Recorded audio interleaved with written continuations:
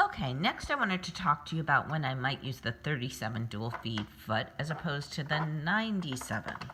So I love my 97. The advantage of using the 97 is really that it covers more of the feed dogs, so it really controls your fabric. So why would I use the 37? And you can see I own both in dual feed because I love my dual feed.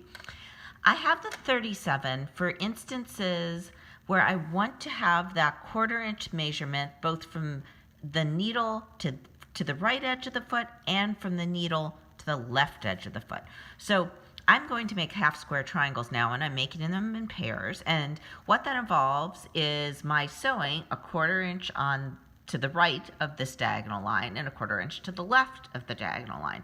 So I want to be able to run my foot like that and like this. Now I could just rotate the block, but that instances like that are when I use the 37 dual feed foot. So I'm going to go ahead and put on my foot. Now what's missing with this picture? What's wrong? If I sewed now and I didn't get perfect stitches, what would be wrong? Well, I haven't engaged my dual feed. So remember, you gotta put down that dual feed so it catches the underside of that foot, right? And I don't like sewing right on the edge of my good fabric, so instead I use a little scrap of fabric. So I'm going to cut some for you, and I'm just going to start sewing on this. Okay, and now I'm going to put through my half square triangles, or make my half square triangles. So I have the, you could actually draw the diagonals on either the light or the dark. I did the dark just because I'm always worried about them shining through when I do it with permanent marker for the line like I do here. I did it in a Macron pen because I'm showing it on camera. I wanted to make sure you guys could see it. Sometimes I just use like a little mechanical pencil or sometimes a wash away pen. The thing about, I should say disappearing pen, I don't usually use the wash away for this type of application because when you iron it, you can heat set it, and ask me how I know that. Okay, so I'm sewing a 1/4 inch away. I'm right, this side of the foot is right on the line, and I'm sewing a 1/4 inch away. It doesn't have to be exact 1/4 inch, a scant 1/4 inches would be actually fine too. Okay, now I want to feed in another one, and what I typically do, we're only making 2 sets of half square triangles here, so it's not, you know, really important. But normally when I feed through half square triangles, I lift up my foot a little and then I sew along this side of the foot. So I kind of alternate, and that's why I like to be able to have a 1/4 inch on both sides.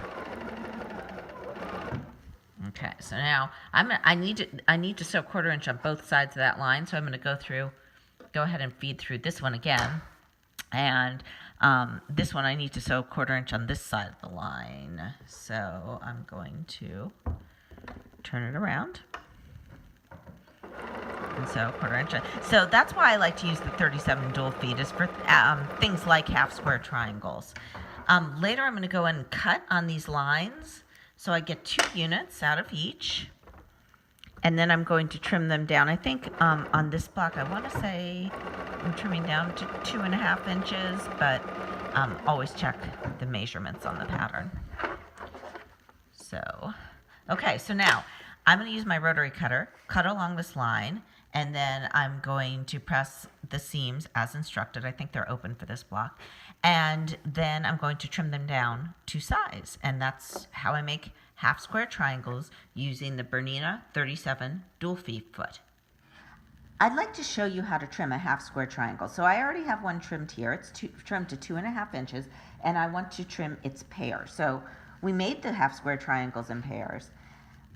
I made them out of 3-inch squares of fabric, so they are oversized. So this is how you trim them. Choose a cutting ruler that has a 45-degree line extending from its corner. So this has one extending from that corner, from this corner, and place it right on top of your block. Now, you want the 45-degree line to be right on top of your seam. And you also want to make sure that the entire area you want to trim is covered with fabric. So if I put my ruler like this, you can see my block would come up short. It would not be 2.5 inches. So I want to make sure that I'm at least out in a safe zone. And then I'm going to make 2 cuts. I'm going to trim this side and this side. So trim, trim.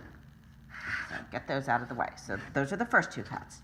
Now I rotate the block and I put my ruler back on the block. Now there are some people actually who don't have to rotate the block, who can actually cut towards them, but that is not me, so I don't do that. So now I'm going to trim the other 2 sides of the block. Note that my, well, I guess you can't see because it's off camera, but my pinky is actually on the edge of my ruler because just out of a force of habit, I'm much less likely to cut off something if my hand is on this side of the ruler. So now I'm going to go like this and go like this. And then I have 2 blocks that are 2.5 inches.